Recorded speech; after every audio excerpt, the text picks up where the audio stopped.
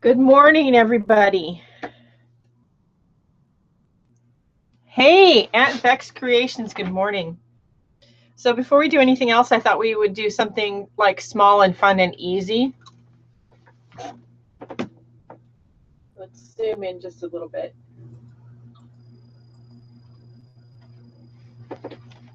Okay. So this is a pre-cut greeting card made out of cold press. Let's see, wait. Ugh. Yeah, this is Strathmore watercolor paper. These are pre-cut. This is cold press. These are pre-cut greeting cards with envelopes. You can get this kit like this of 50 cards. I actually got this one on Amazon. I don't remember how much it was, but it wasn't very much. And I like this because they're already pre-cut. You don't have to score anything. You don't have to cut anything. You don't have to search for envelopes. They're already here, whether you're just making greeting cards to send out to friends or you're getting ready for the summer arts and crafts show and you want to sell them. I like to have cards around anyway. So this is just an easy greeting card that you can do with any watercolor paint. It doesn't matter if you just have really inexpensive like Crayola paint, this will work. I use the Prima watercolors. I have all 3 sets here. I've put them into one palette. I use this top row, the classics, for this. You'll need a crayon. Yes, a crayon, a white crayon, just a kid's crayon, and some table salt. I did some of this ahead of time because you have to let it dry naturally. You can't, there's no way to rush this. Hey, Greece, good morning. Well, it's morning here. So what I did was first I took my watercolor greeting card and I wrote a couple of words on here with white crayon. Now, you can kind of see the letters here. I didn't push hard enough with the crayon. I should have pushed harder, but that's okay. But the white crayon acts as a resist for the watercolor. So this is going to be handy, and we're going to leave this out because we may use this in the page we're going to do today. So you write your word on here first. Then I went and I wet the page, and then I used 3 colors of watercolor from the Prima Classics set that would blend well with each other. And I wanted sort of a pastel look. While it was wet, I sprinkled some salt on here in sort of a diagonal from corner to corner pattern. It's dry now. I did this earlier, so I'm going to brush this off into the garbage can, which is off camera. Let's see.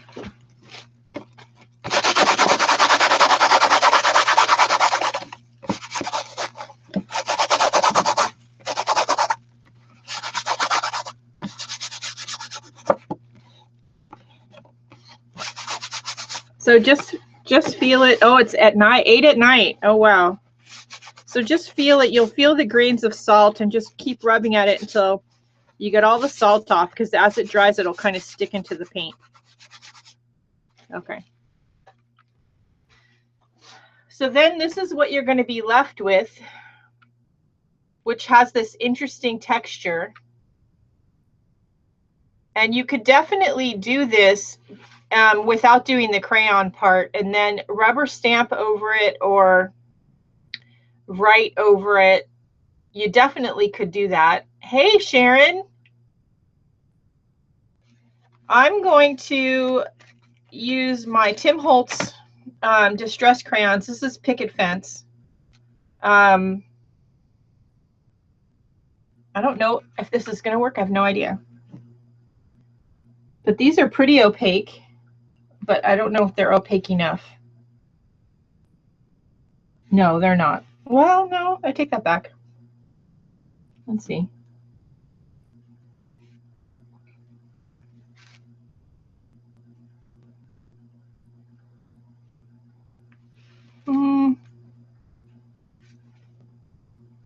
It works, but it's not opaque enough for me. So let's try, you know, there's always options. Let's try an acrylic paint pen.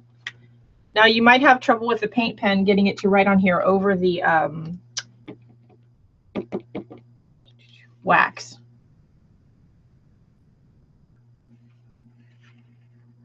You definitely could do this kind of a background, and you could then emboss over it too. I know we all have like embossing supplies hanging around that we haven't used in probably an eternity. If you're going to do the crayon resist part, then just, you know, it's hard to see because it's white, but push down hard with the crayon.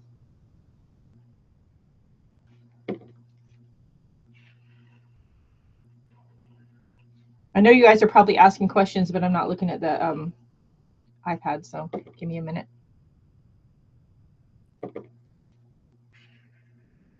I couldn't figure out what to write this morning, and this is something that Callie Black says a lot, which I love. Spark joy. So if the things in your life and people in your life don't spark joy, I think that's an issue.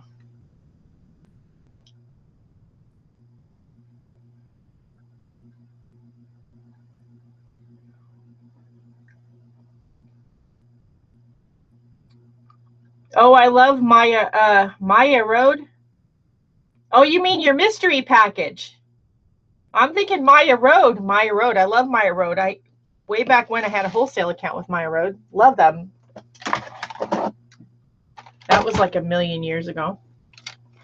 All right, now let's make our words pop out a little bit more.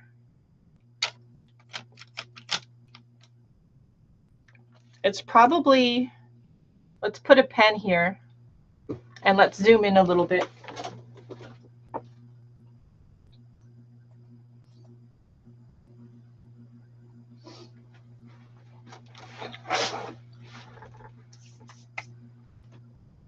Is anybody else having trouble with it being blurry?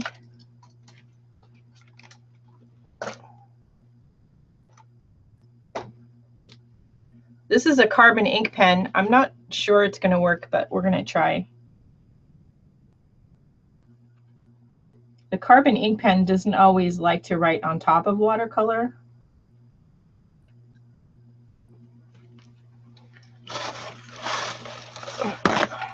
Need to clean the nib. That's better.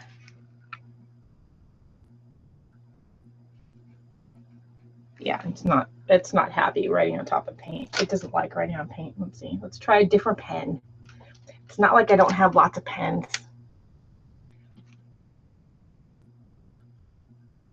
See, this is that Pilot Varsity. I love this pen.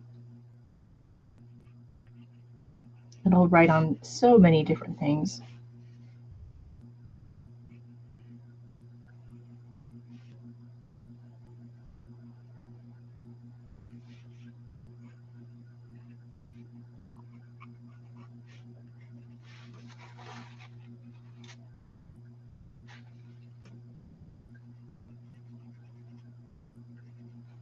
As I say that, it stops writing. That's pretty funny.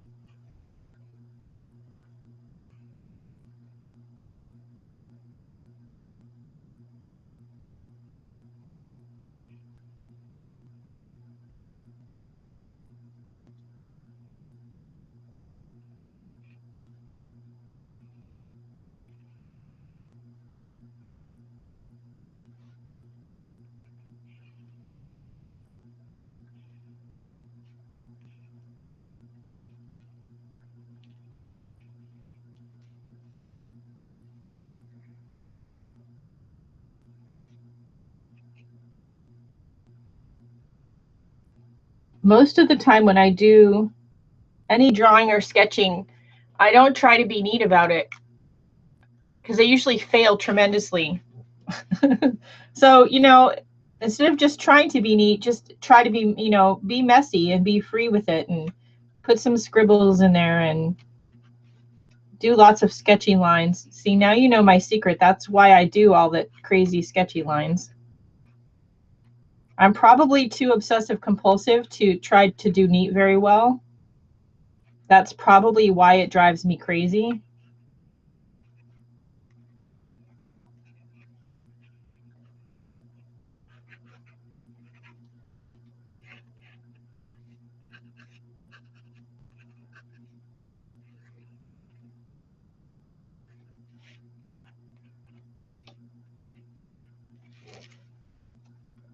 And that's a cute card, and it's simple, it's easy.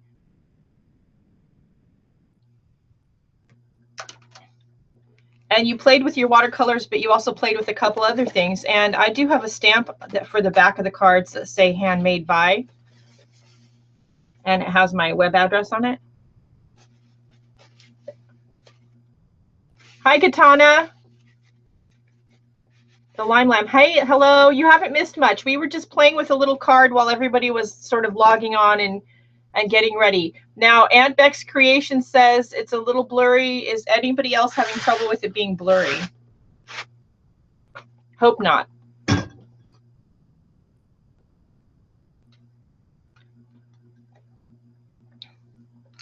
I'm watching on my iPad. And let's see.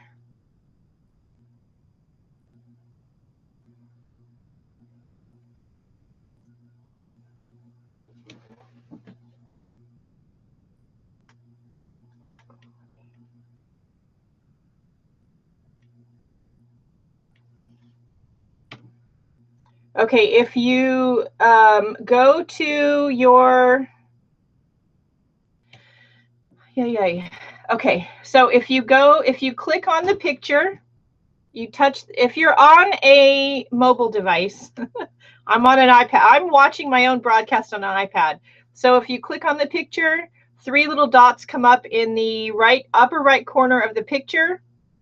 When you click on them, one of your options is quality. Most of the time it's going to be set to auto. Adjust your settings until your picture is clearer. You probably want 720p. My own picture was a little blurry on my iPad until I did that. Now it's clear. And the picture on the camera, which is on the desktop behind me, is perfectly clear. So adjust your settings. We were just doing this quick, fun watercolor greeting card. And these greeting cards are fun because you can practice with things like sprinkling salt into your paint in the background and letting it dry and seeing what kind of effect you get, and just do it on a little greeting card, something fun. And then when you get used to that technique, then you can use that in a painting. But you also can do fun things with dropping alcohol in it, using white crayon as a resist. And this one we did both. So do some playing with these watercolor greeting cards. Again, this is from Strathmore. I got them in a pack of 50. They come with the envelope. They're already pre-cut, pre-scored. So these are fun. And you don't have to have expensive watercolor paints to do this with. These are the Prima Classic set.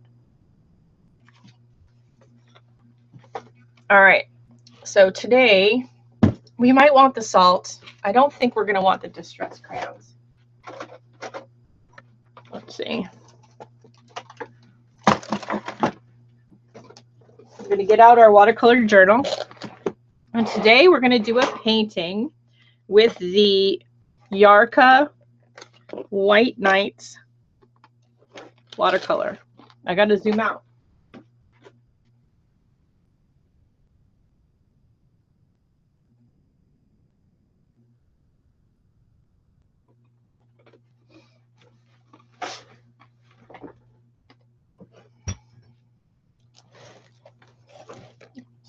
Rearrange my desk. Okay. So today we're going to use some more inspiration from my Alaska trip. One of the first nights on the trip, I took this sunset picture from the ship, from our balcony. So we're going to use that as inspiration. And I have this version of the picture that I have altered using a photo editing app called Dynamic Auto Painter. And this is the application called Benson.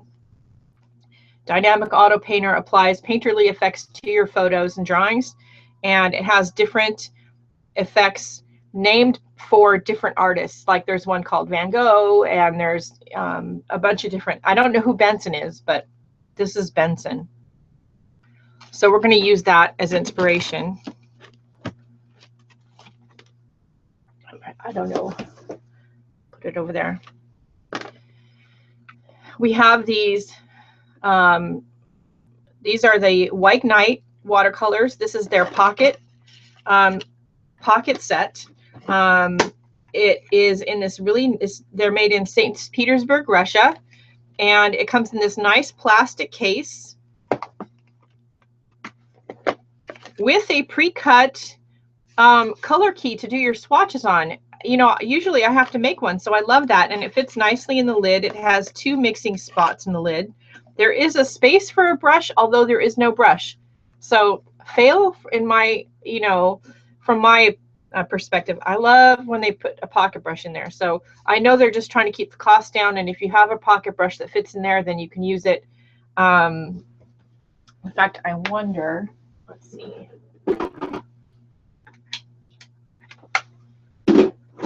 I wonder if the Winsor Newton Cotman pocket brush fits in there.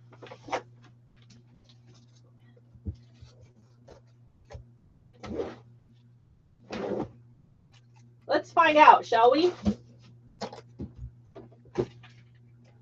I have to find it though.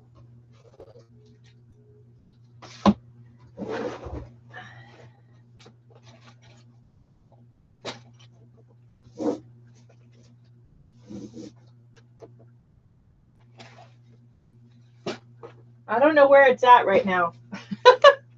I don't know. I don't know. It's around here. I put it away.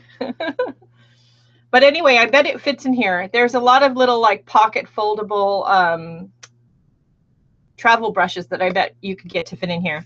It comes with 12 colors. And it came with this really neat little piece of paper that's all in Russian. I have no idea what it says. I'm assuming it's their contact information because it looks like there's a telephone number on here. But you know I'm going to save that just for collage because it's interesting foreign writing.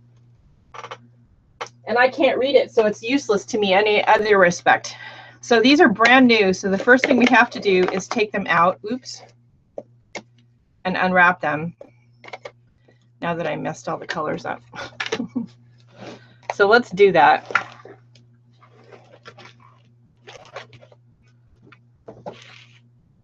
All right, so obviously these slide out real easy. Well, you can rearrange the colors to a way that makes more sense to you. Okay, I am totally going to need a pair of reading glasses for this. Because holy cow, that writing is little. All right, let's see. Neutral black, burnt umber, yellow ochre, cadmium red. What is this? Azure blue, emerald green. Okay, so we're going to put them like this. Okay, I already see a problem. Does anybody else see it? This is the color key paper they sent me. This is the way the paints lay out in the box.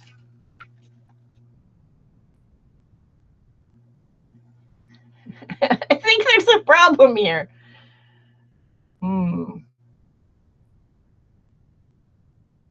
Right? Is it just me? I don't think it's just me. Well, it's nice that I have a little piece of paper, but we're going to have to turn that over.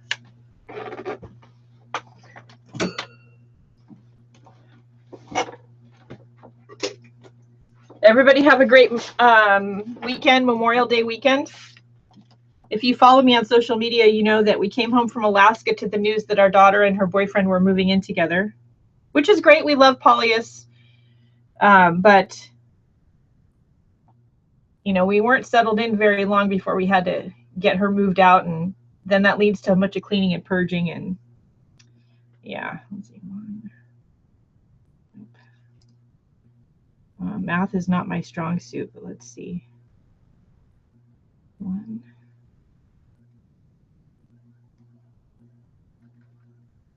Close enough. Close enough.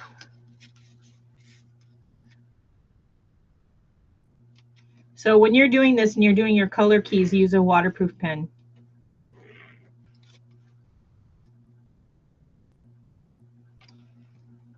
It doesn't have to be exact, but you want to give yourself some swatches of what the color looks like on paper.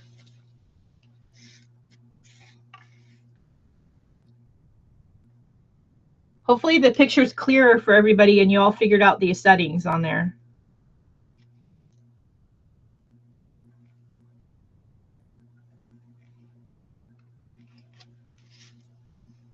On YouTube.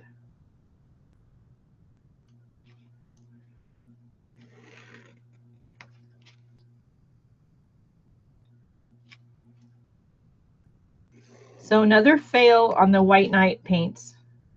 If you're going to include a chart for the customer to do a color key on, that's fabulous. But make sure the layout of said key matches the layout of the paints in the box.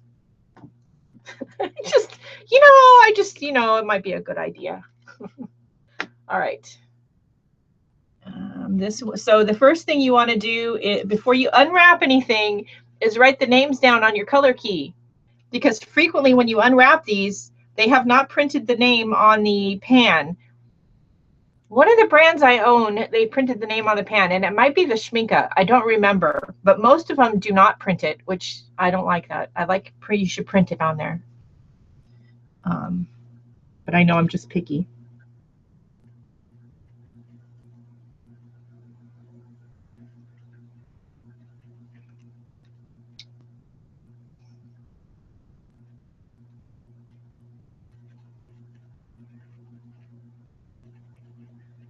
So write all the names down, and the names are in English, Russian characters, and then there's another name underneath that's in English letters, but that's not English. And I don't know, it might be another version of Russian, I'm not sure.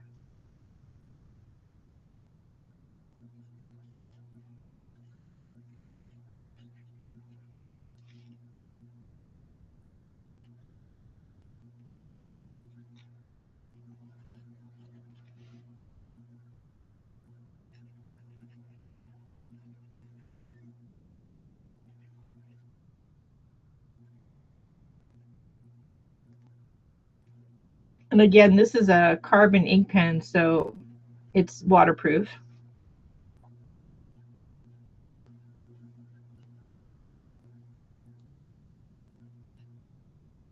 I got it at Amazon.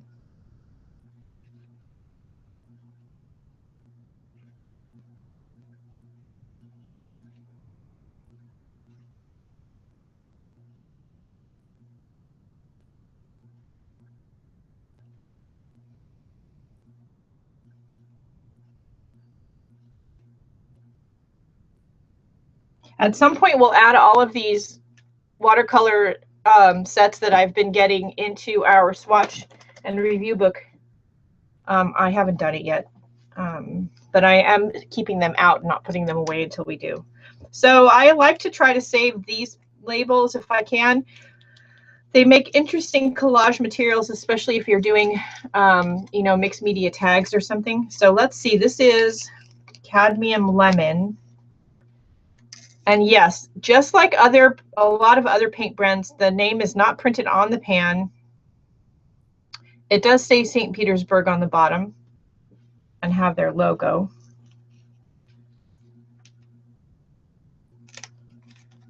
This insert into the box is interesting.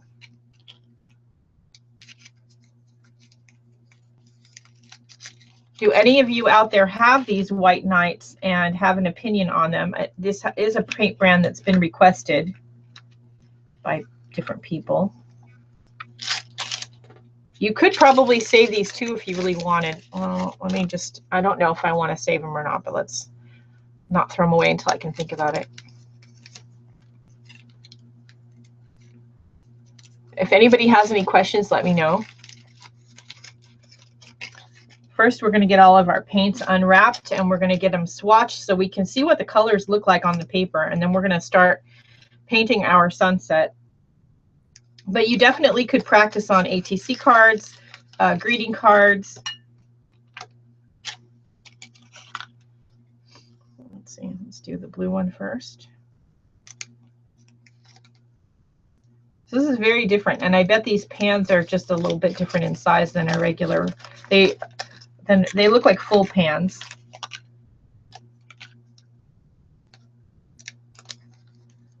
And they're very, very full pans. Clear to the top just about. There's a little depression in the center, but let's see.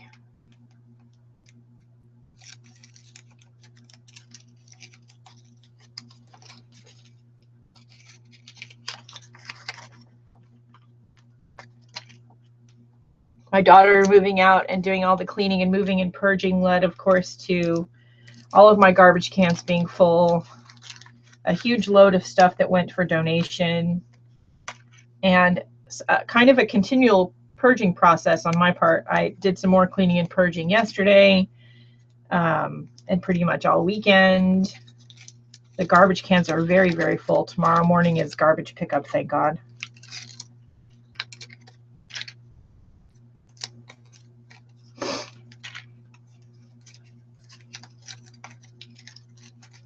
And I'm probably not done with the purging. We've lived here a long time, and that just means we've acquired a lot of stuff.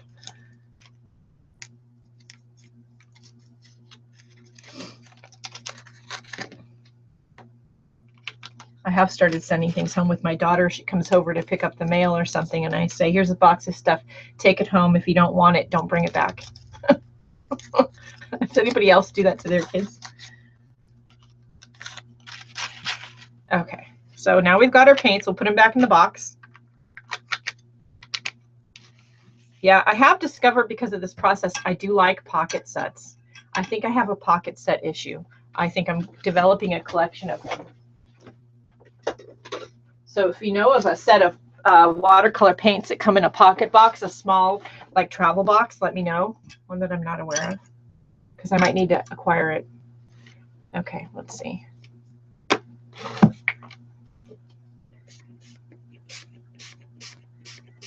I'm going to wet them. Now this has oxgall in it, which aids in the re-wetting of watercolor paint.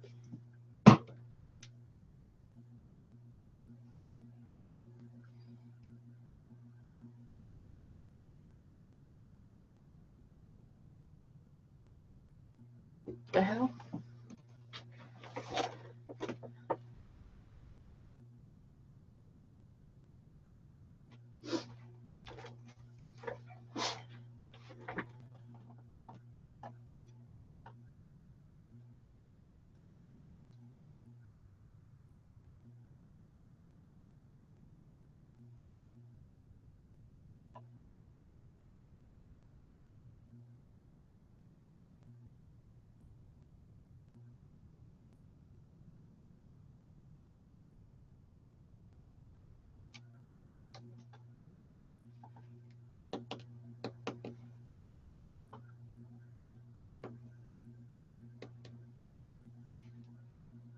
Okay.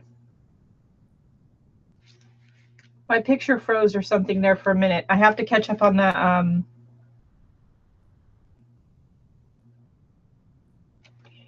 messages. Hang on a second. So we're going to swatch. Look at how bright these colors are, you guys. These are fabulous. My iPad froze or something for a second, so I don't know what happened. So hang on a second. I've got a bunch of messages to catch up on. Let me do this first. Look at that cadmium red. Wow. Okay, let's see. Oh, okay.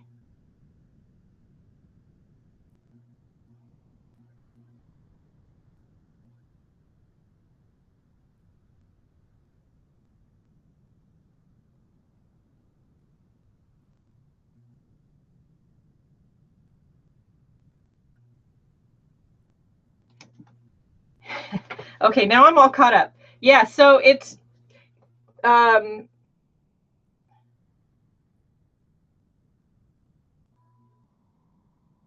so it's Van Gogh. I know somebody I own or have owned paint of theirs has them printed on there. They don't all though, and it would be nice. I know it's a pain in the neck probably to get the printing on there, but geez, you know, what if you drop your paint set and then you don't know which one is which? You know, some of them all just look black. There, so I'm barely touching my brush into the paint pan. And look at these colors. Look at this blue. This is ultramarine. Holy cow. This is the one they call azure. Azure. I'm thinking it might be like a Prussian blue. Yeah, it is.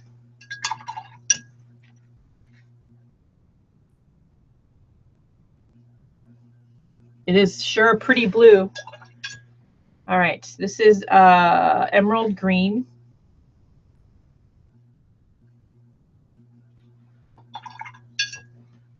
And welcome Carson Cats in Life. Welcome the real Myrtle. Who else joined while my iPad was like freaking out? Let's see. Jesus Redeemed. Welcome. Kelly, welcome.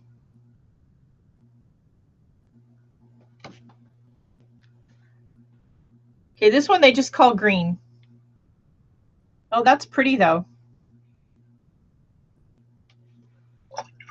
Like a hooker's green. This is umber, which is a nice brown color, like a gray brown. I like this color. This is burnt umber, which should be more red. Yeah, it is.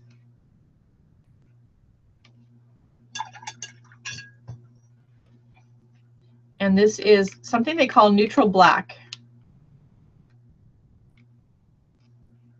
It's very dark, but it's a good color. So I got this set on Amazon. This is, again, this is their pocket set. I have a thing for pocket sets I'm discovering. And it didn't cost very much money. It did take a little while to get for some reason. I don't know, but I like it. All right, so here we go. So we've got our mixing plate and we've got our paints. And we've got our pictures here to the left of me. I need my journal. What did I do with it? Oh, it's on the floor. All right, we're gonna have to move all my little pieces of paper. So yeah, having the daughter moved out led to a whole kind of a fresh start by everybody. I agree with that comment that was left in the chat, which is good. And, you know, my husband and I never planned on retiring in San Jose. For one thing, if you guys are watching anything on the news or financial things, not only is California as a whole super busy, but Santa Clara County is just outrageous. And it's getting very crowded suddenly. We're having another building boom. Like we weren't crowded enough. We'd like to retire someplace a little quieter. All right. So let's open our journal and create a painting with using our white night paints and see, oops, see what happens. These are supposed to be good quality paints. This is the box they come in.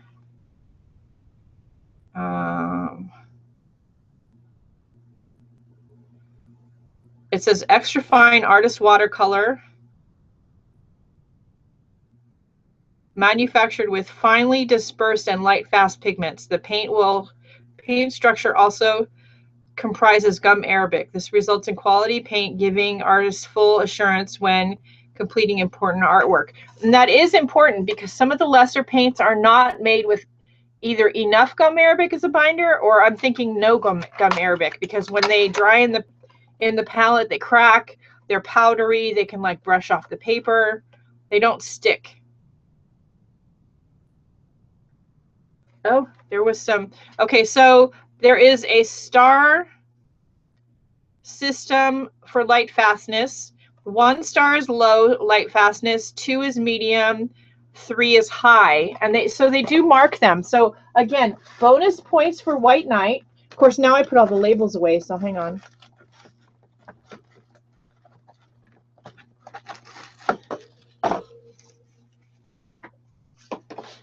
Okay, starting from left to right, top to bottom.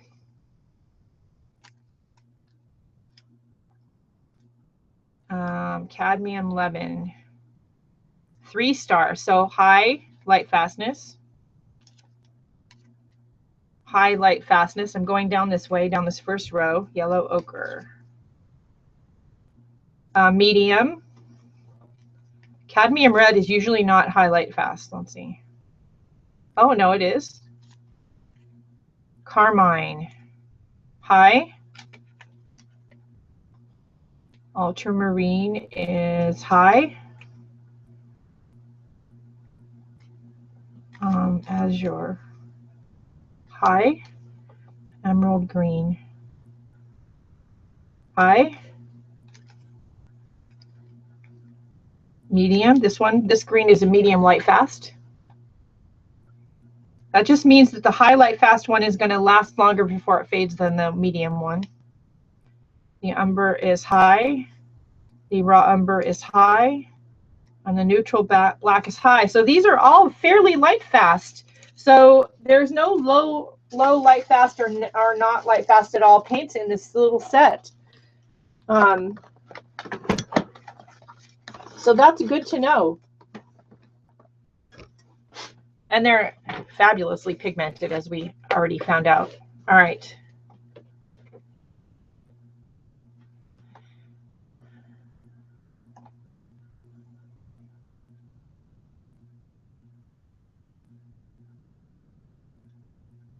Okay. So here, this is my watercolor journal that we've been working in since last year. I'm still trying to fill it up. Different paintings, different experiments. My journals are mostly just to do like studies in, you know, experiments that I might want to do later on in a bigger, more important painting, working through classes. This is a piece I did after I was studying from a Gene Haynes book.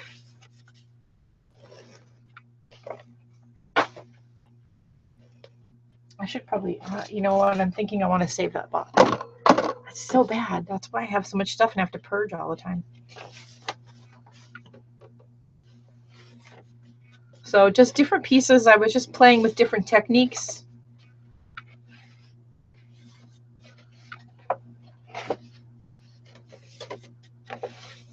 It's another piece from a Gene Haynes book when I was working out of one of her books. Some of these are more successful than others. Some of them I go, ooh, that's really bad. There's a few like this. Some of these are where we were trying different paints. There's another one, different paints, Quar, Holbein, Van Gogh, and Winsor Newton.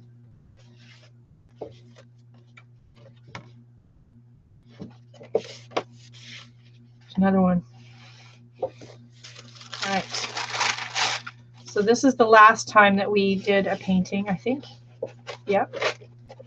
So we're going to work on this side. And I'm going to put these papers in here to protect this back pages a little bit. I did make this journal. It is part of my class on Udemy on making journals. This is the actual journal I made on camera as part of that class. When I made it, I intended it for it to be a glue book. And of course, that's totally not what happened. So that's fine. I ended up watercoloring it. It's Fabriano cold press, I believe, paper. Some of it could be Canson XL watercolor paper, but I don't think so. You'd have to actually go watch the class to know for sure, because I don't remember. But yeah, it's fabulous. All right, I'm going to use a really big brush. This is a Master's Touch 24 round, and it's pretty wet. In fact, I'm going to kind of do this with it on my mixing plate here, and I'm going to grab some of the cadmium yellow. Thank you. I really like this journal. I'm going to put more water in here. because I want it pretty thin.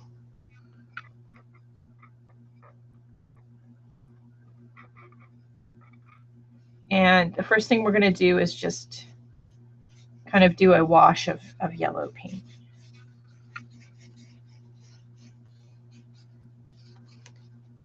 I'm not sure if these pictures are on the inspiration photos page on my website. I will look after the broadcast. If they're not, I will for sure add them.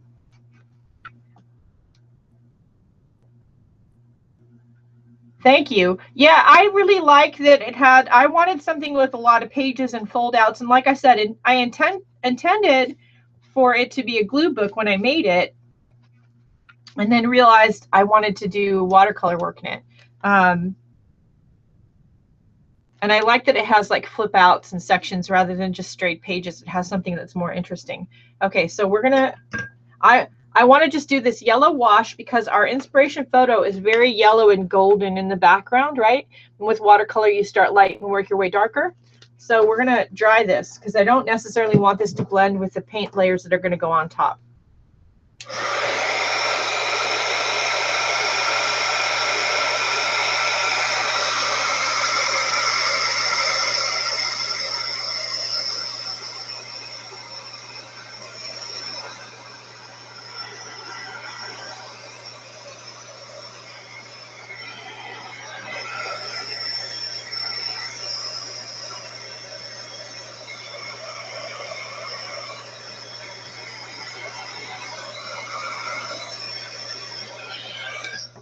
Little couple wet spots out here, but they're okay.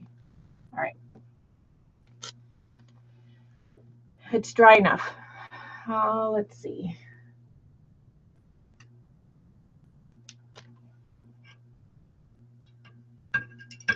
I'm going to go to a smaller brush. This is one of those newer Escoto brushes, Versatile, round number 8. This is one of the ones I got it from Jackson's Art. Was recommended by one of you all. Do I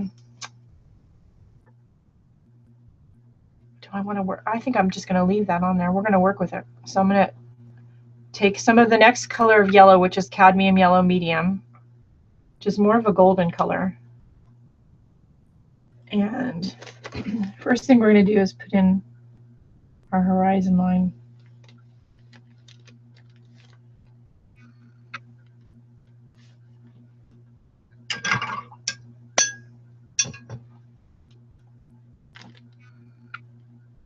I'm going to go beneath the horizon line I just painted in and add some water. I want the new color to blend into the page below, but I want to leave it a fairly straight line above.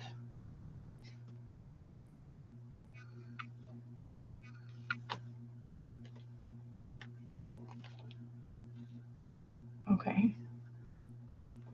And then add some like swatches of it going down here into what's going to be the sea.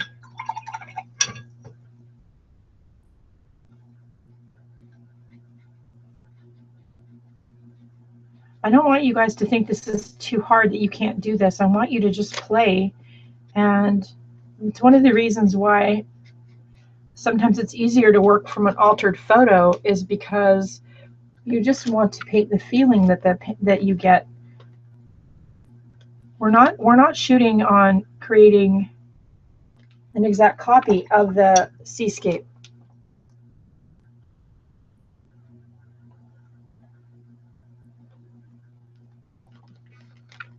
I don't know why I keep losing the signal on my iPad.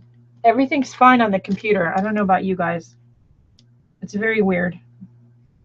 My iPad's having issues this morning with my own broadcast, no less. Anyway, if you want an exact copy of something that you see around you, of course, that's why we have cameras. But when we're painting, you want to just, you know, paint. How did that thing make you feel? Suggest the shapes, but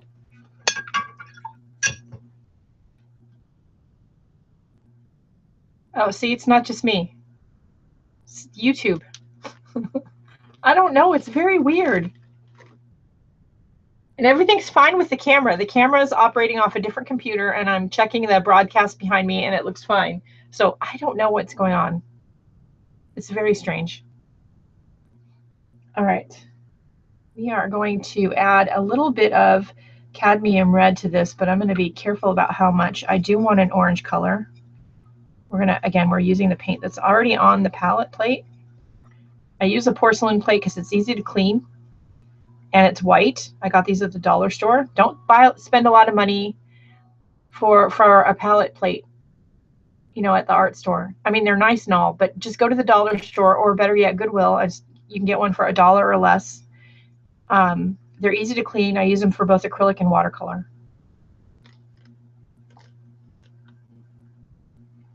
Okay, so now we have a slightly darker, more orange yellow that I've mixed. I like the way these paints mix, I gotta say.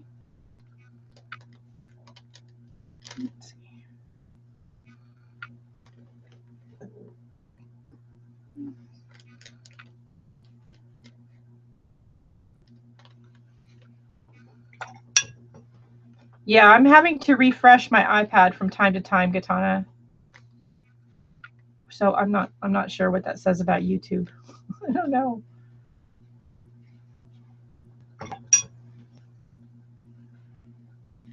Nothing's perfect. There's always issues.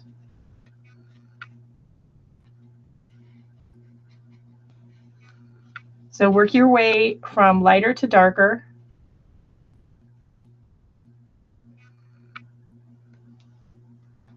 I'm going to get out the big brush again because I think I want to do something more like that. Put a swath of color.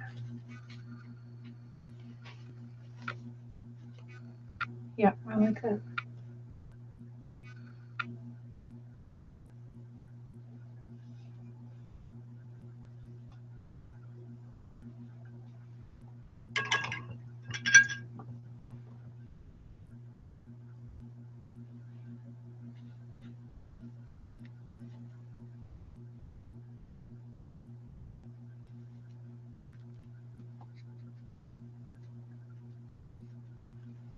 Maybe it's because some kids are getting out of school and there's a lot of people on the high speed.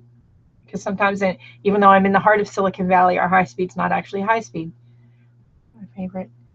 I can't stand how they mix, especially trying to mix greens since the yellows are so opaque. Well, thankfully this kit has greens, because mixing greens in any paint is not my favorite. These are more opaque than some other brands I have, but I'm liking them. Of course, I haven't really met too many watercolor paints I don't like, to be perfectly honest. I'm going to put some more red in here. Now, you know, to get a true sense of these, I would have to do some work in the review, the watercolor review and swatch book, which I haven't done yet, but we will be doing that with the White Nights. I have the PBO, which we've played with in this journal already, and I also have some Old Holland paints.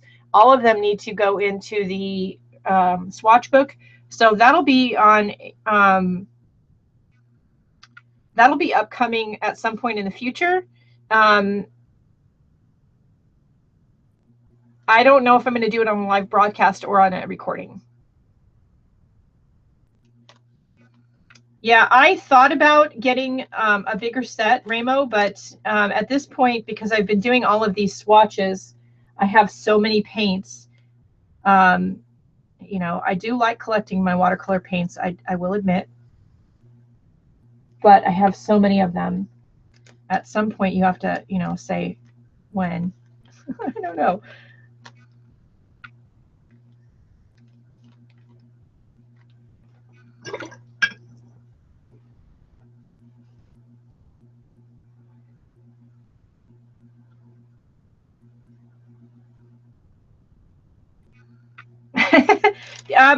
The other color I have trouble mixing sometimes, Ramo, is, or that I get frustrated trying to mix the right one that I'm looking for, is purple. And this kit doesn't have a purple. I don't mind if the kits come in white as long as they come with a good dark, and they don't all. So that's an issue for me. This one came with a nice black. Would I have preferred a Payne's Gray? Probably. I think it's more interesting to paint with in both watercolor and acrylic. That's just me. I have tried Mission Gold, and I've done swatches with the Mission Gold in my review book. I have a small set that actually they sent me that's just fabulous of their tubes, and they're nice and bright, and they're wonderful. Okay, so we're going to add some burnt umber to this now. Brown it up, and we're working our way darker, right? So we're having issues. Everybody's having issues with YouTube this morning. So try refreshing your screen.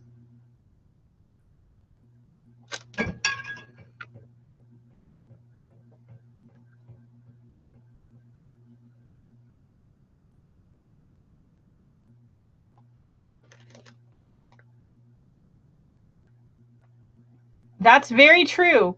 And also, you know, you can use things like white gel pen, white acrylic paint.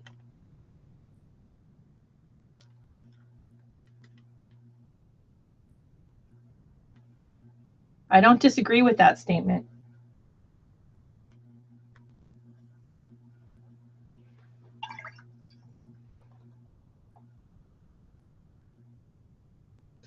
Too much water.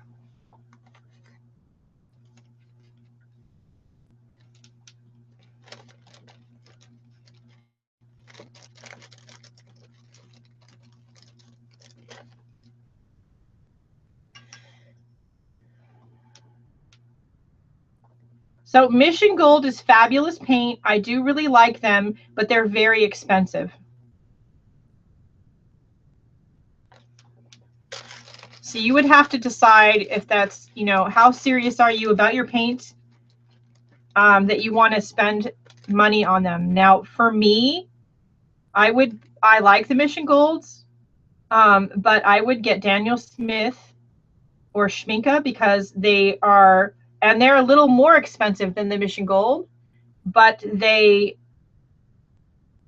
are easier for me to get, for one thing.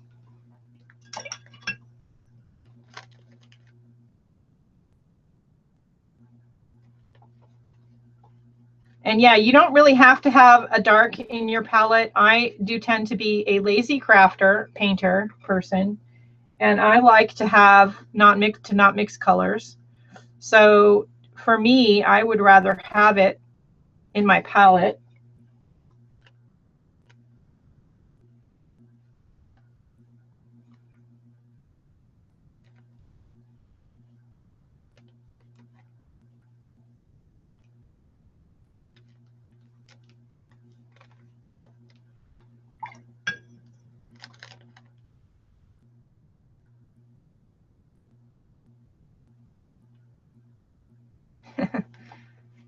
I like to have a good dark, a purple, because those are colors that I can mix, of course. I know how, but I would rather just not be bothered because I'm lazy.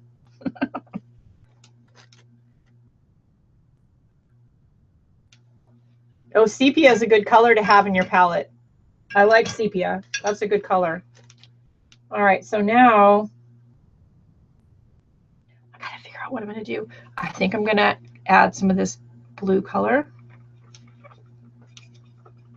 And I'm adding it to what's on the palette, so I'm gonna get sort of it's gonna green up the blue tone. I should say gray it up. It's gonna tone it down a little bit, make it less bright, which is what I want. So we're gonna add some of this. Let's see.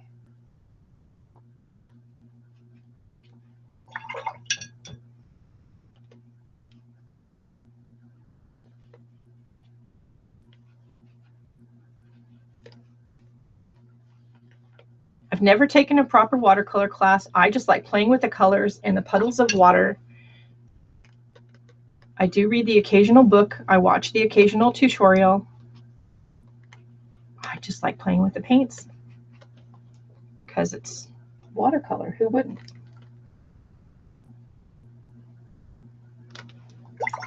We're taking inspiration from our photo. We're not necessarily looking to copy it exactly. That's what cameras are for.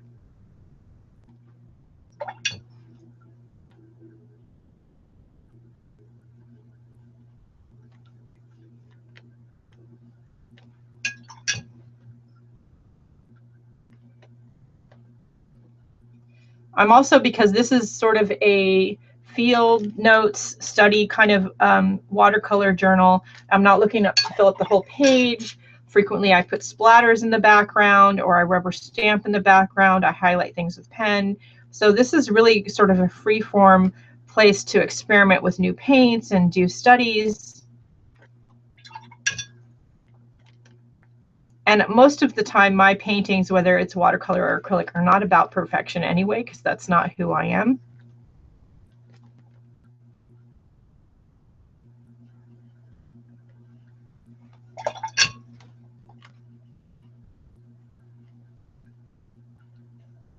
Now I'm having to add a bit more water than I probably normally would to get more of a transparent look and to be able to see all these puddles of different colors through the paint. But that's because these paints are very opaque and very pigmented, which those of you who already have them know. And I had heard that.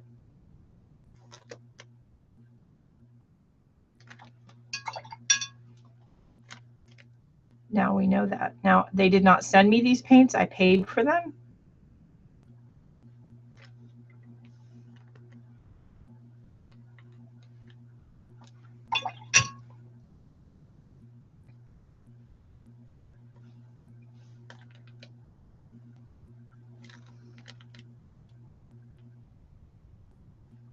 So this blue is going to mix with the orangey brown that's on here, and it's going to make something that's a dark gray, but that's not black. There may be the occasional hint of blue like right there, but that's perfect for what I want for the ocean. My preferred palette has 2 colors of yellow, 2 colors of red, 2 colors of blue, sepia, Payne's gray, and violet, and 2 colors of green, because I hate mixing green. And then if I have room, I like to put some fun colors like opera rose, opera pink, or like Daniel Smith's Moon Glow, which is a color I just love.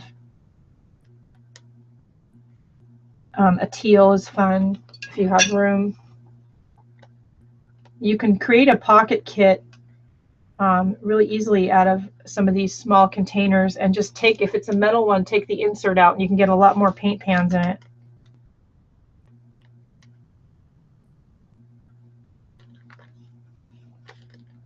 I'm just touching the tip of my brush to the painting, adding some of this dark color in. So what is above the water is always reflected in the water. So to do a painting with water in it that suggests realism, even if it's an impressionistic style painting, you need to have some of those hints of reflection and shadow in the water. That's actually pretty good. Let's see. Checking my photos, which are that way. Yeah, I like that. So now, where do I want to go? I think we're going to go back to a brown. I need more water. Okay. So this is the umber color, which is more of a gray brown. And the other one was a red brown.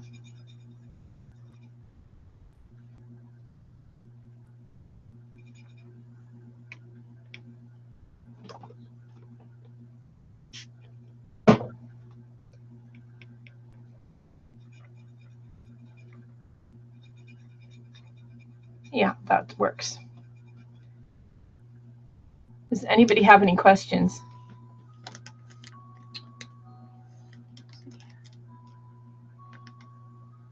So one of the reasons I work from both the altered photo and the original unaltered one is because sometimes you need to add in a couple of suggestions of those details that you've lost when you altered the photo in order to get the piece to look or suggest the picture that you want. With a seascape, you really want that horizon line to be straight. Again, I'm just tapping the very tip of the brush to the painting. I'm actually barely touching it to the paper.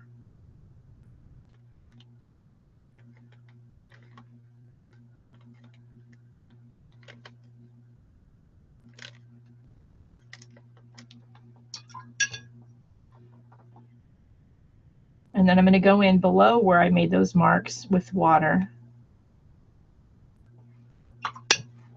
Some of them have dried a little bit, and so they're not going to really move too much, but that's okay.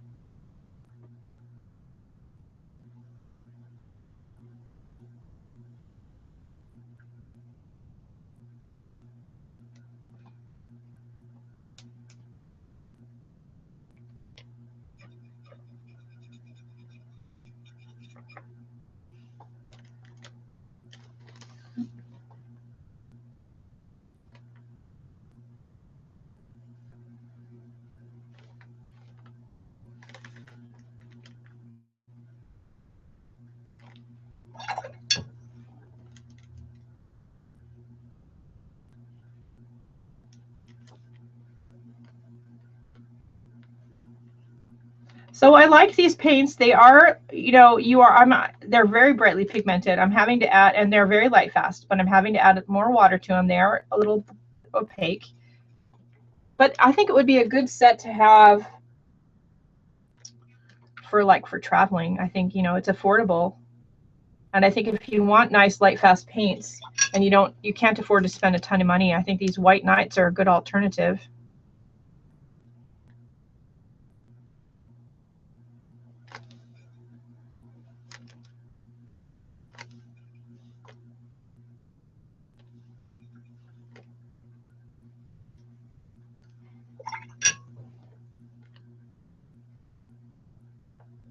Monday, we're going to do Monday with Deco Art. I don't know what I'm going to paint yet, but we'll paint something.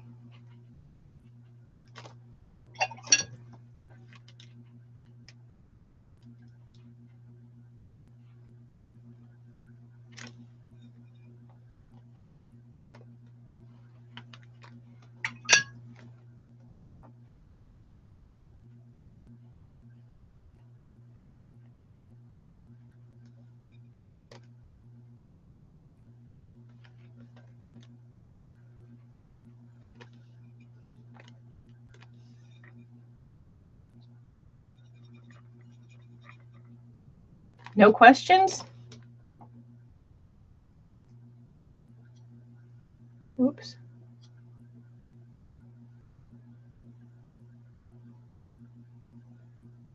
Oh, here we go. See, I'm having to refresh my chat every now and then. Yeah. Good morning, everyone. Oh, good morning, Melinda.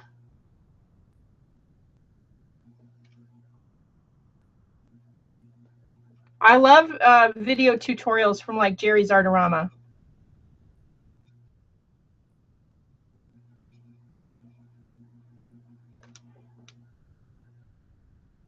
Hi, Deborah.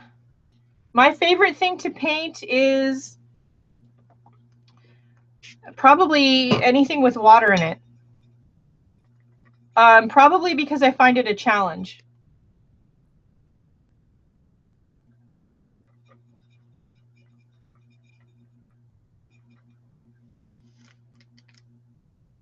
So we're just gradually going darker, getting a little less abstract with our mark making.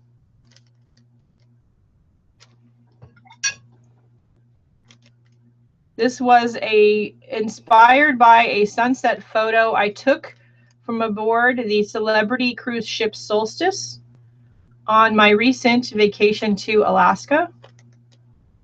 I'm not sure if the original photo is on my inspiration photos page on my website or not.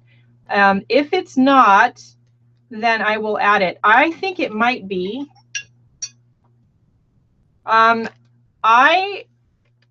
Yes and no, Melinda. Okay, so, you know, I've used water-soluble crayons like the Target Up and Up crayons. I have those and things like that. I never had a proper watercolor stick or crayon until recently. One of the things I did while I was on my vacation, my parents live in Washington State, and our ship left out of Seattle. So my husband let me talk him into taking me to the Daniel Smith store and factory while we were in Seattle, which was hilarious to get to because my dad and mom got lost. Were driving and they got lost a few times and they were arguing and my dad was pretending he couldn't hear her and it was pretty funny. Hey, Audria, how are you? And so anyway, so we went to the Daniel Smith store, and one of the things I wanted to get while I was there were the watercolor sticks. So I do own 10 colors, and I have been playing with them. And their store is fabulous. I can't tell you enough about their store. I do have videotape of this somewhere. I think I have a bunch of unedited videotape that has to be edited and posted, but their store is fabulous. And most of the time you go to these stores that are associated with websites we're all used to shopping at online as artists and mixed media artists because we can't find what we want at our local stores. But most of the time the stores just can't possibly stock everything they have on their website. There's just no way on the planet they can do that. It would just cost too much. It's too cost prohibitive. Daniel Smith is the opposite. So that store has, on their website, they only have Daniel Smith products for the most part. The store has so much more. They had a whole row of just golden products. So I can't recommend it enough. It is a little challenging to find the location. Yeah, I have to edit it. It's challenging to find their store, but I do recommend going there. I didn't get lots of videotape there, but there are some still shots, and I do a little chat about it.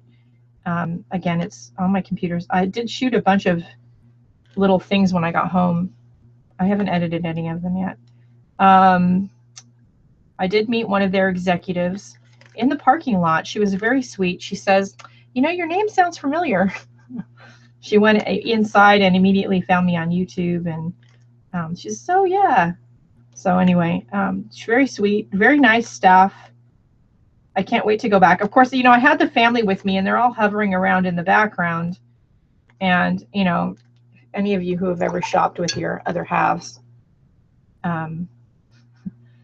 who are not into the arts or crafts know how interesting that can be. So when it was.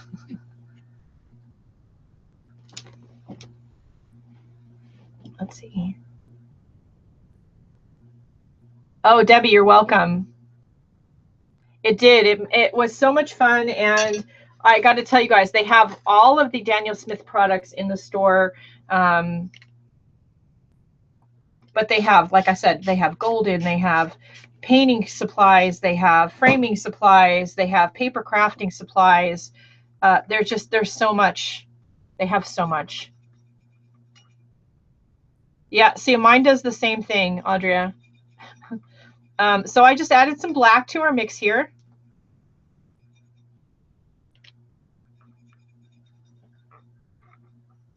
And we're using a lot of water. These White Night paints are very, very pigmented.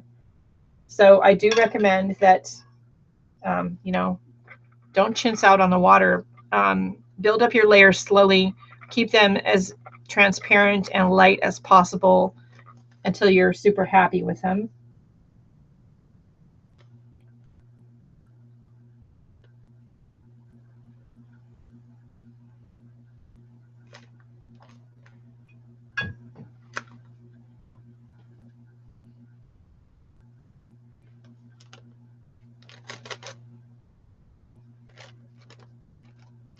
Don't forget to do some lifting really quick if you get some colors in the wrong space.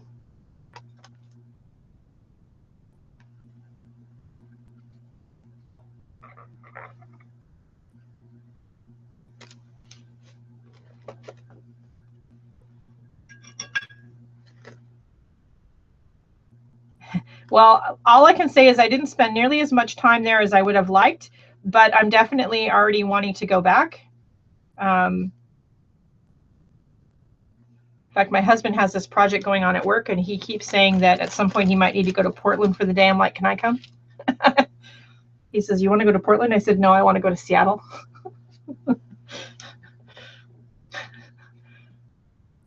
And he gets it. He doesn't question it too much. He gets it.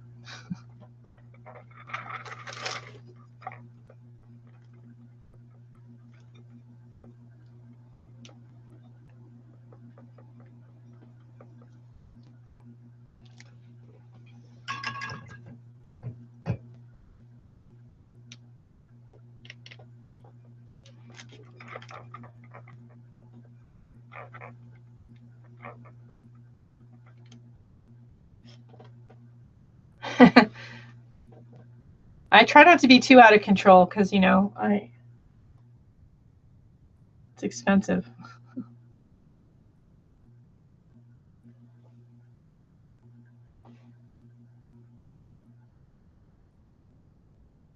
So that was that azure blue again, and mixed with the black mixture that I had on there.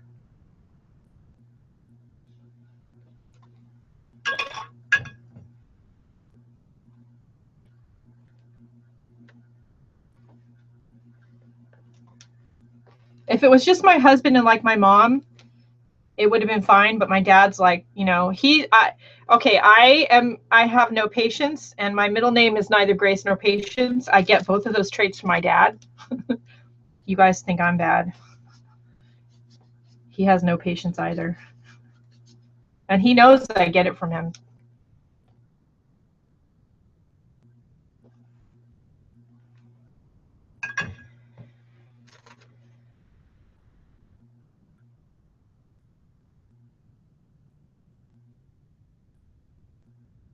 So just be careful about you guys thinking that you need to go out and buy every kind of paint, every kind of medium. Try to buy small sample quantities of things until you figure out, number one, if it's going to work for you. I need another plate because I want to go back to some yellows and reds.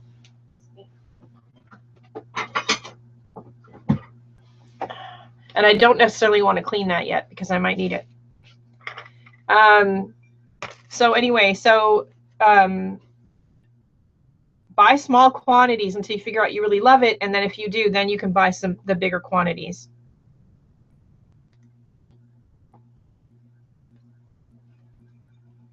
So this is the yellow. What is this? Cadmium yellow medium.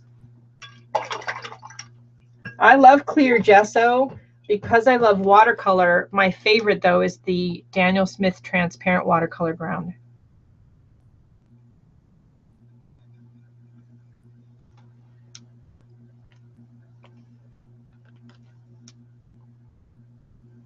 So this is a Master's Touch brush, which I like this brush.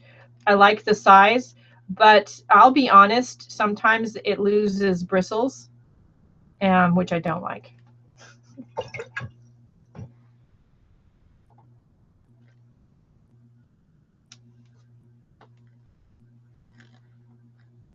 It's an okay brush. It's not, some of their brushes are really bad. This one's not that bad, but too much water.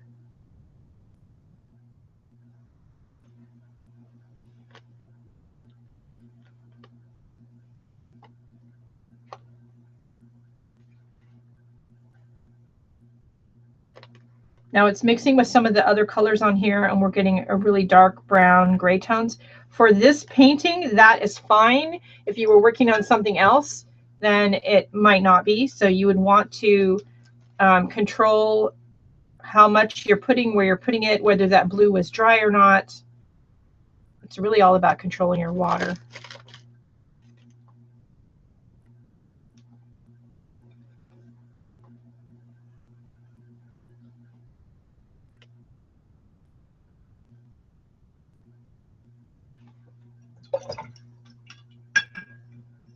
No, yeah, lost bristles in acrylic is a bigger deal. It doesn't bug me as much as it does in my acrylic paintings, because then digging it out is a pain in the ass. Pardon my French. The Master's brush touch it, blah, blah, blah, blah, blah. Master's touch brushes are a good bargain brush. If that sort of thing doesn't bug you, and if you're not spending too much money on them. I mean, they're a bargain brush, so you know, you're kind of getting what you pay for. But there are better bargain brushes out there, in my opinion.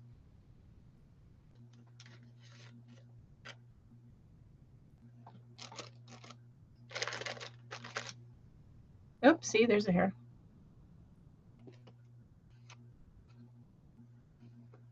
Come on.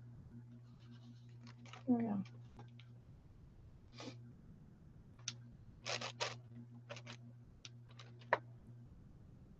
Getting there. There's a Facebook chat going on right now. Some of my friends.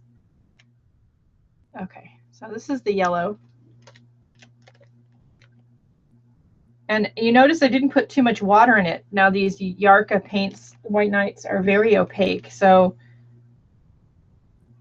they're going to act sort of like a gouache, and you're going to be able to highlight on top of some of these other colors and have it really stand out.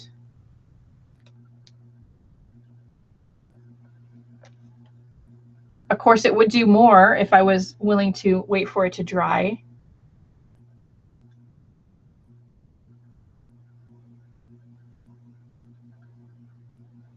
Yeah, priming your paper for some things is a good idea. I like to work over like collage backgrounds and things in with my watercolors. And so then I want the page to take the medium the same over the collaged papers, the raw paper, you know, the matte medium. So I'll give it a good coat of the clear, transparent watercolor ground and let it sit for a couple of days, and then I'm good to go. You can use regular clear gesso in a pinch. It'll work. The transparent watercolor ground, I think, is a little better.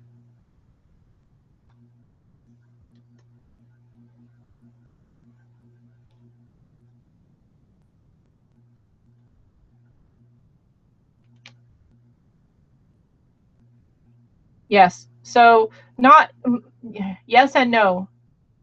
So anyway, most gouache is like an opaque watercolor. There are some acrylic gouaches out there which do not reactivate with water. In fact, Holbein makes one, and it's an acrylic gouache. I don't understand why they don't just call it a acrylic paint, but they call it acrylic gouache.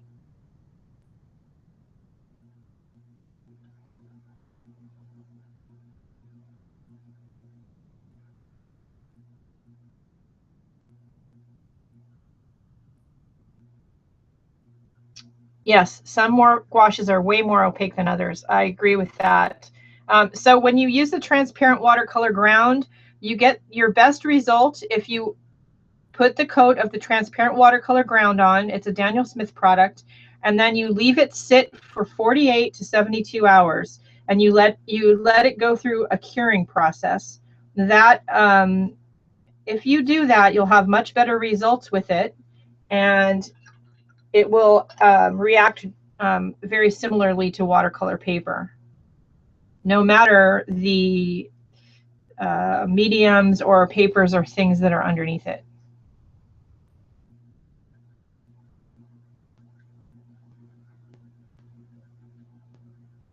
Yeah, I would, you know, I don't use gouache enough.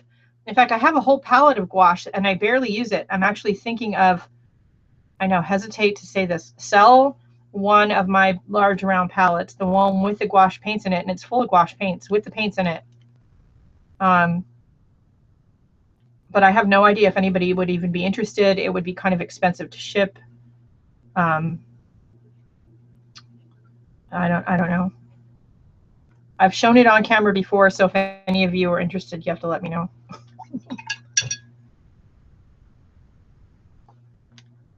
Okay, and this is the lighter yellow. This is the cadmium lemon. And you can see right there how opaque it is. This is, you know, pretty much straight out of the palette. I haven't really added any more water in it than there took to activate the paint.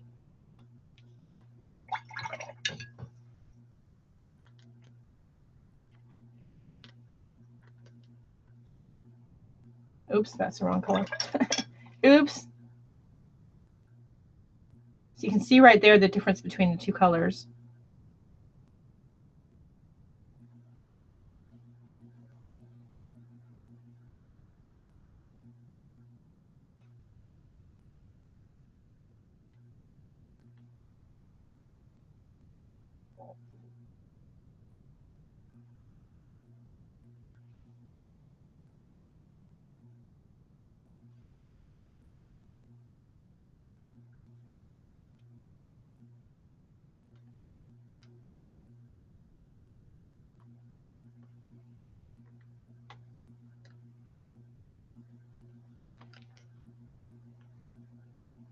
Picking out the lighter spots where the sun would be setting and the light would be shining through the clouds. Yes, I'm occasionally using the original photo as inspiration, but at this point, the painting is taking on a life of its own.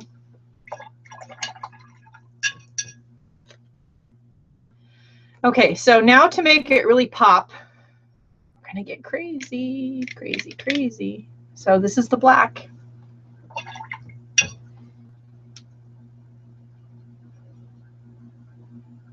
I am watering it down a bit, and I'm going to add some of this blue to it. Oops.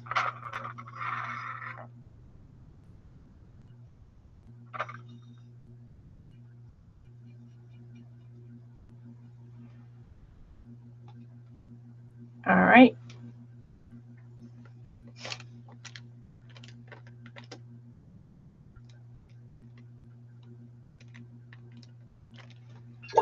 So take it easy when you start to add these, you know, dark colors. Take it easy and just do a little bit at a time. Pick out the dark parts of your ocean scene. You've unintentionally created darkness in some parts. So highlight those, just like we did where we highlighted the light parts with the yellow. And purple, let's see. Yeah, so purple is a great shadow color. This palette doesn't have one. I could mix one, of course I could, you know, but didn't I just say I was a lazy artist? You know, I may still add purple. I don't know. We'll see.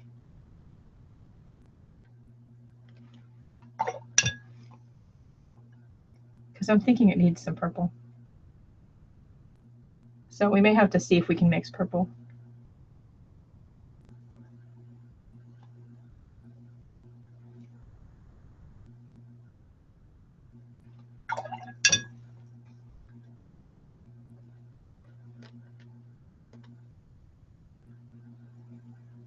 Purple is one of my favorite colors to use for shadow.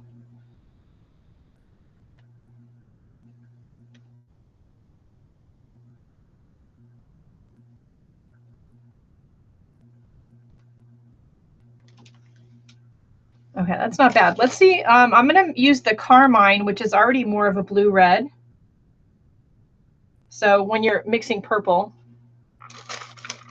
don't use your orangey red because you're probably not going to get a color that you like. And use a true blue. Stay away from anything that's kind of blue-green. So I'm going to use the ultramarine. Oh, that's a nice purple. Look at that. First try. That doesn't happen that often.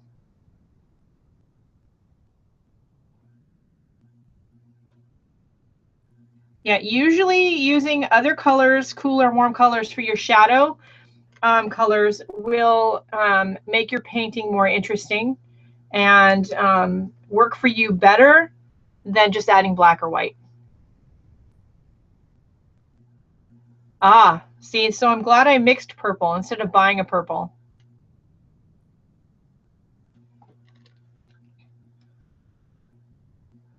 So a lot of times with a lot of paints, your purple, the colors that we all love the most, because we're artists and we just are very attracted to those colors, i.e.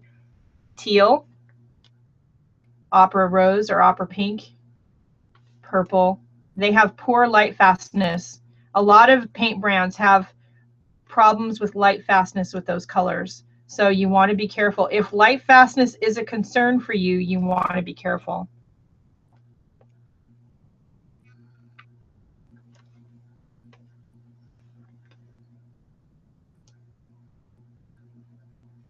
But if you're doing a piece, and this is especially true for those of us who mix our mediums, and you really love it, scan it.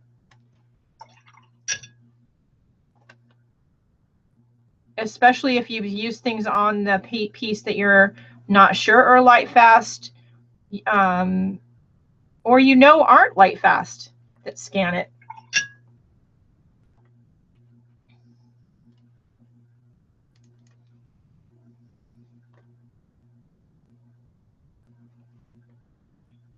So see, adding this purple here, and you can mix purple and you can mix teal from colors that are light fast.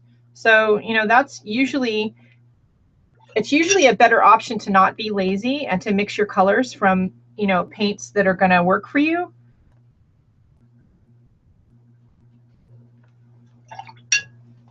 But if it's a concern for you, you should always check to see if they're light fast or not. So you see right there how sometimes I put the paint down, then when I go to blend it a little bit with the water, I've waited a little too long. And that's not a Yarka thing. That's just a Gina thing. So then I just add a little bit more paint to it and then use that, and that'll help me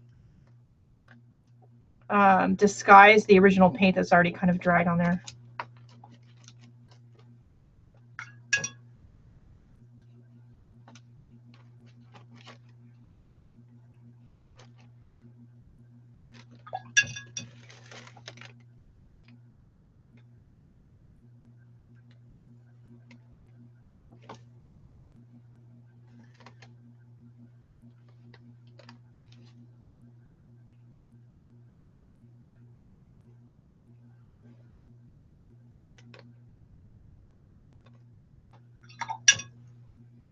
This is 140-pound cold press Fabriano paper.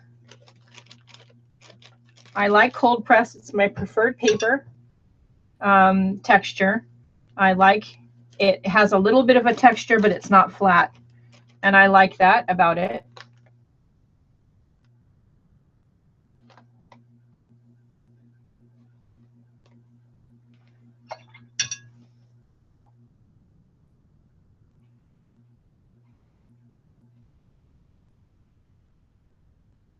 I'm not a big fan of hot press because it's too flat. Unless I am working on a piece for a client that I know has to be turned into a digital image, then I will do work on hot press because it's very flat and it scans really well.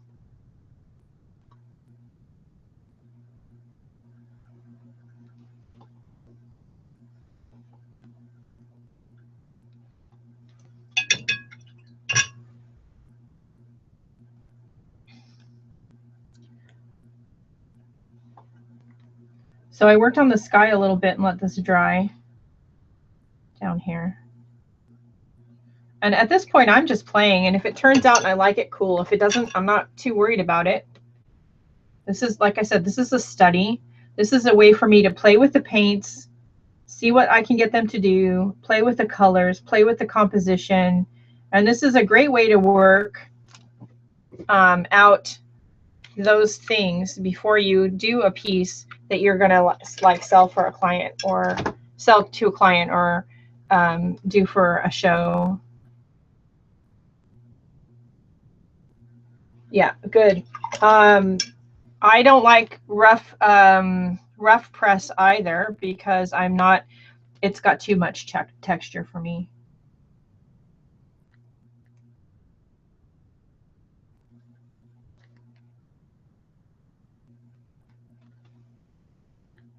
So now I'm bouncing around and going back to my yellow, the lightest yellow in this particular palette, which is the cadmium lemon.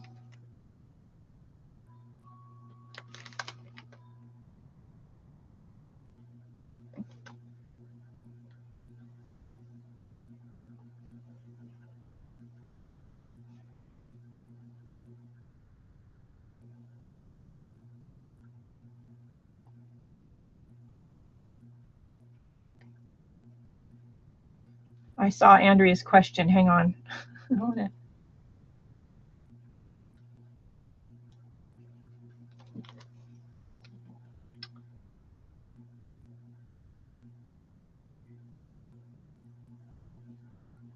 Oh, good, Kathy. I'm glad you're having a good day off.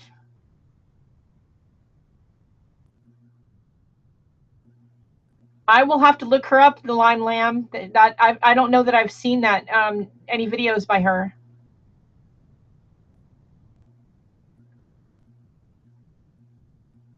Yeah, I like Canton or Strathmore cold press is nice. They're both fine papers, especially for doing like studies and things. They're perfect for that. I store my artwork in journals and in a portfolio.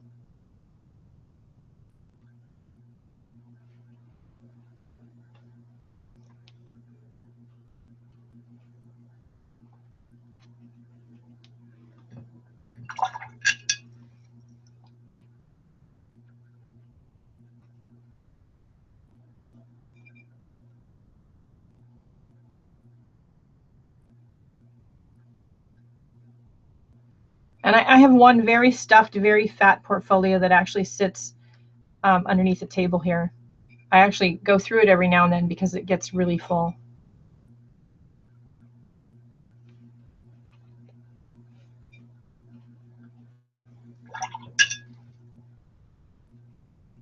I didn't used to. On the watercolors, I didn't used to, but I do now spray them with some kind of archival spray or sealant. When I first started doing artwork, more than, just as the crafty thing, I didn't know that you should do that. And it's funny, all the tutorials that you see, nobody like says, oh, by the way, you kind of should spray, it's a good idea to spray your work with an archival spray or a protective spray if you really want it to last. Like, I don't know what the deal is. And yeah, I take pictures or scan a lot of things. I'm fixing this right here because I'm not really happy with the way the clouds are right here. So I'm working on it. They're a little too like uniform. And they shouldn't be because they weren't in the original photo.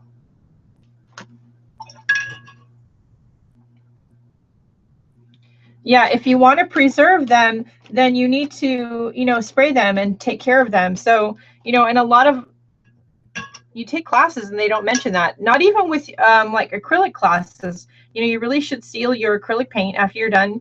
If you paint on a, on a canvas or anything, if you're, in your journals, you should give them a good coat of wax at the very least. And I always sprayed my charcoals because, they smudge and smear all over the place if you don't. But nobody ever said anything about the watercolor paints. Yeah, just like you want to use an aerosol, product and just give it a couple coats, very light coats. You don't want to reactivate the paint, but just a couple of protective coats.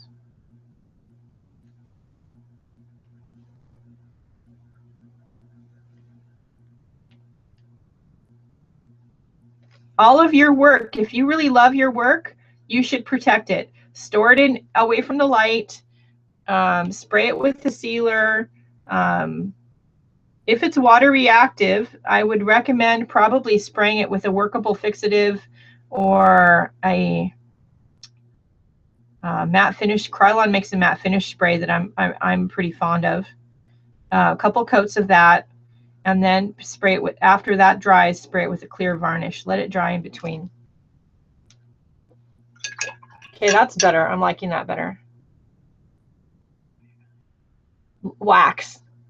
So I like Daddy Vans. I have Daddy Vans. I use it in my journals all the time.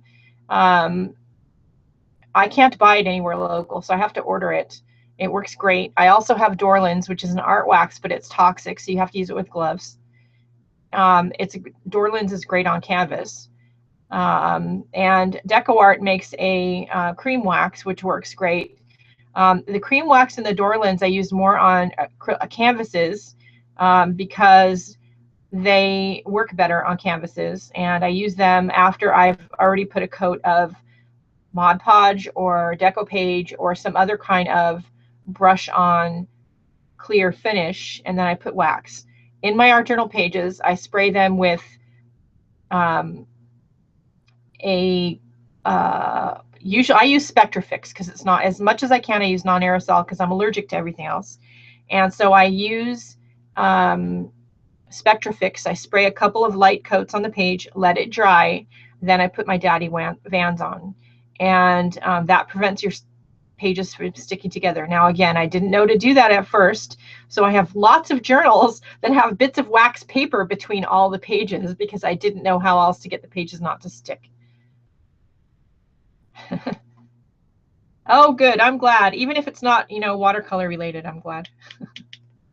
So now I'm going to just go in with the black.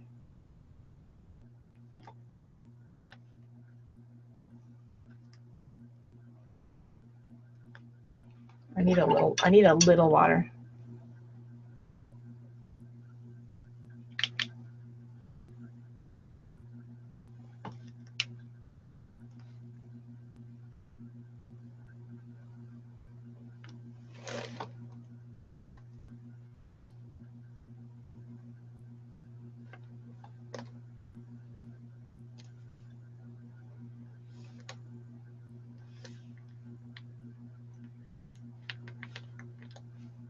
So I'm going to highlight a few places in my water that are dark. I like pastels and charcoal. Especially when I was first learning, I found that learning about shading and getting something that made me happy was way easier in pastel and charcoal than it was in paint. And I saw a question about Spectrafix. Hang on, I want to get this before it dries too much.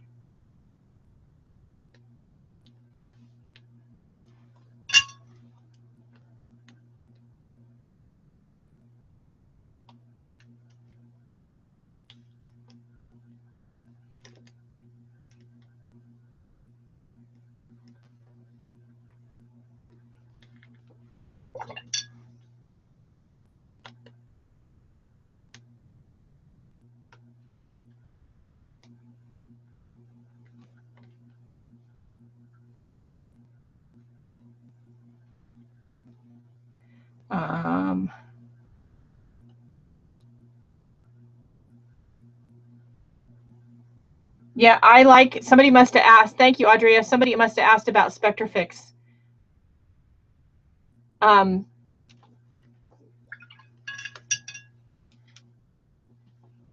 So hairspray works in a pinch, but it can yellow over time. So I would be careful about doing anything like that on stuff that you really love.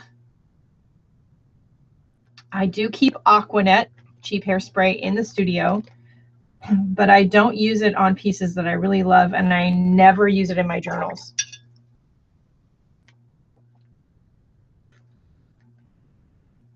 Now, right now, I have some light fastness tests going on the dashboard of my car. They have been sitting on the dashboard of my car since before I went to Alaska, because, of course, as soon as I put them out there, it was not sunny anymore. We had 2 weeks of overcast. So they've been sitting there, and they will continue to sit there for a while. And it's all black, different kinds of black pens. So at some point we'll be bringing that up in its own recording and here on Watercolor Wednesday. It would be interesting to see if there's any studies been done on clear finishes. There's got to be somebody that has. So you notice I'm adding just some really dark color here to the ocean, and suddenly our painting is really popping.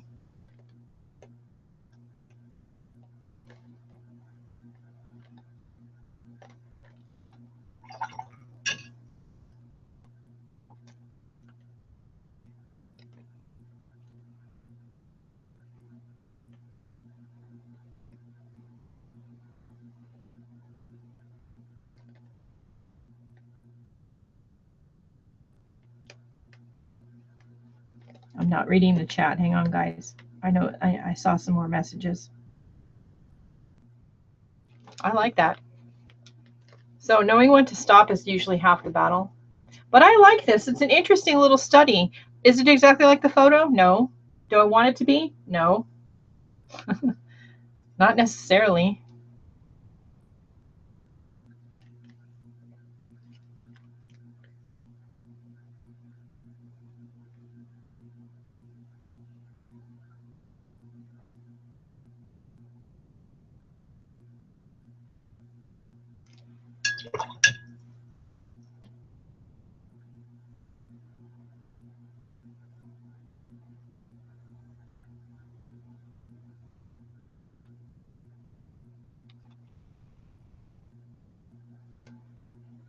So almost all my pastels are what you would call very inexpensive and budget friendly. And up until recently, I just kept them in a tin can, all mixed up together, which is not something you should probably do. Because again, you know, when I was first learning, nobody ever said differently.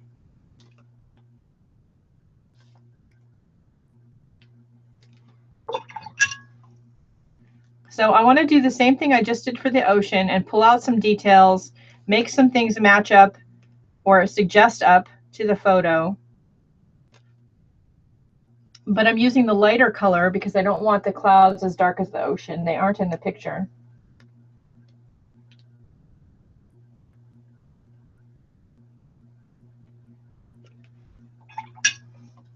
And I don't want to do as much blending. I want to do a little bit, but not too much. And basically, I'm just mixing all the colors except for the black over here together, and I'm getting this dark, like gray color.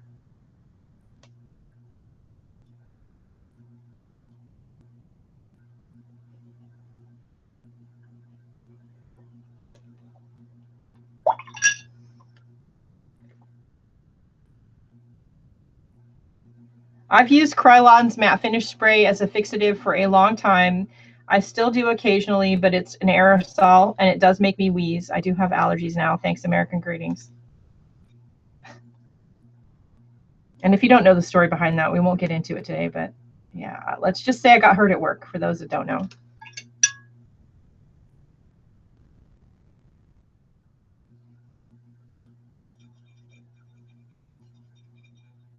Let's add a little black to it. Let's see.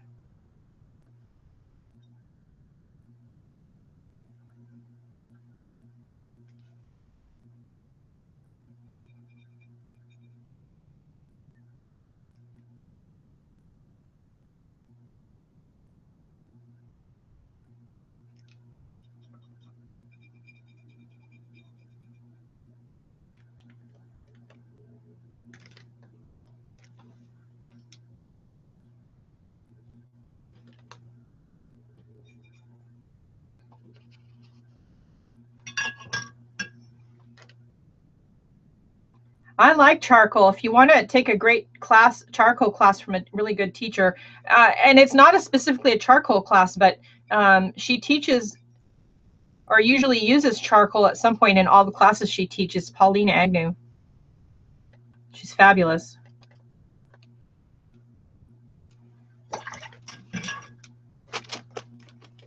And you will need a fixative if you're working with charcoal, or it's going to smear all over the dang place.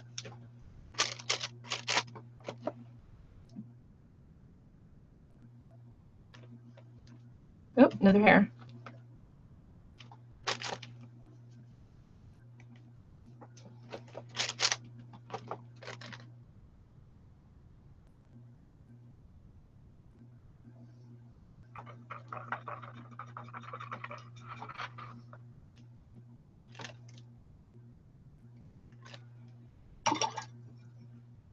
We lost some of our blue up here. So let's add it back in, shall we?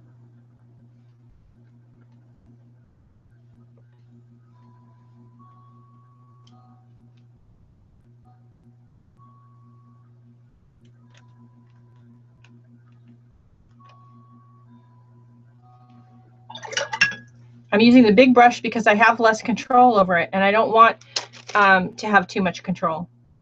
So for me and how I like to paint, if I start to be too anal about controlling where the paint is going, then I'm usually less satisfied with the result. That's something that is just true for me. It's not necessarily true for you.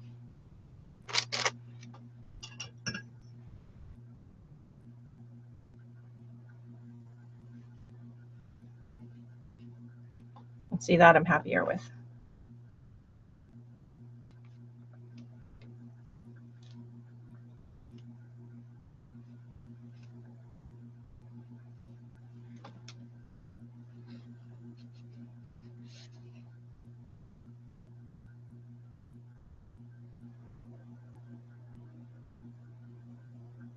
Yeah. So, you know, for me, having something big change around here, not that I'm unhappy about it. I'm glad that my daughter is starting her, you know, adult life.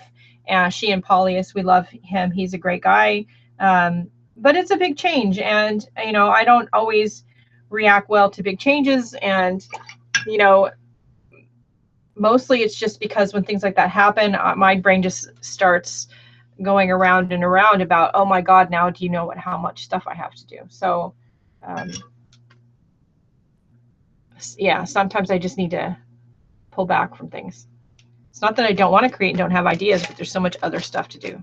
I'm going to stop now because I'm pretty happy with that. It's something I can live with, and it's something I like, and I could keep playing with it, but I really like it. I am going to do this, and I'm going to take all of my paint colors. And see, I just mixed all of them together, and I got this nice dark neutral color. There's very little black in there, but it's a nice dark gray color, right? I know some of you are going to go, oh my God. So, and then if you have parts of it that you don't want to get splatters on, cover them up with a piece of white paper. But, you know, have fun and play. This is a, you know, a book that's all about studies and playing with paint. And I'm going to make a note here that at the bottom, thank you, that it was the White Knight.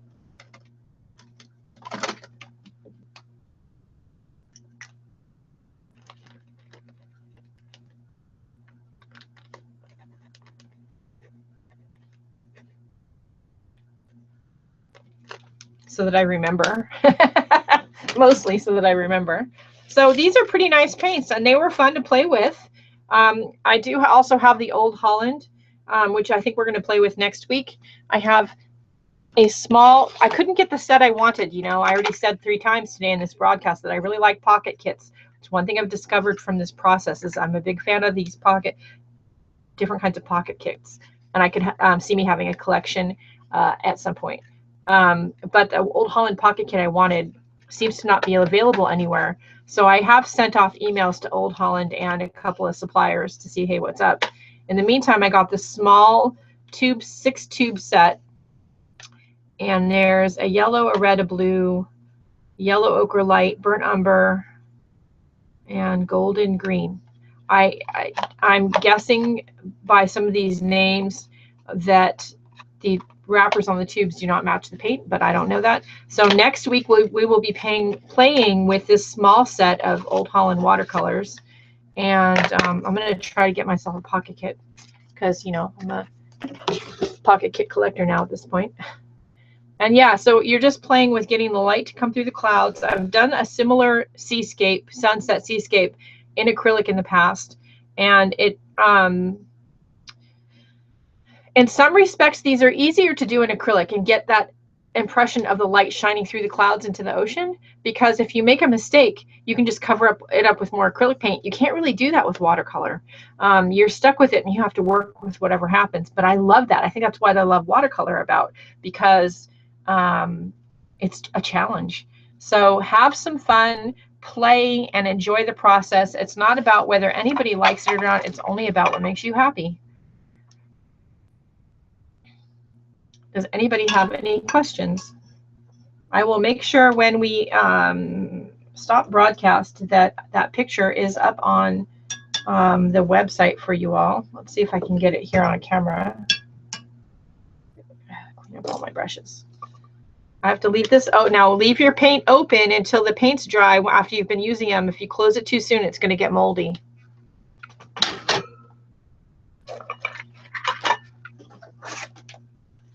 There you go.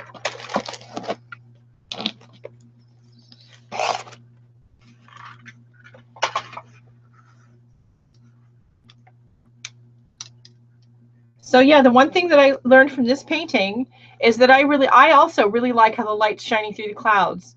Now I could spend more time with it and really fuss with it and get it to look closer to this. Of course I could. That's not the point of this painting. It's not the point of the broadcast. This is just me playing with these new paints, and I love them. They're nice. They are more opaque than what I'm used to.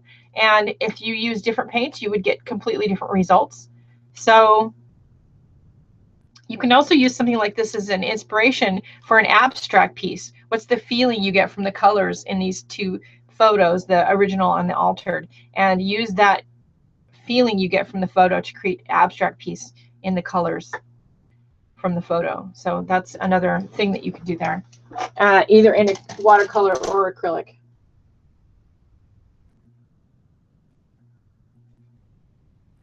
All right, that's it for right now. I'm going to go have some lunch. We've been online for 2 hours. Holy cow. It's the longest Watercolor Wednesday yet, I think. Don't forget the most important thing. You all know what that is, right? Have a great day. Do something nice for yourself because you deserve it. I'll see you later. Bye, guys.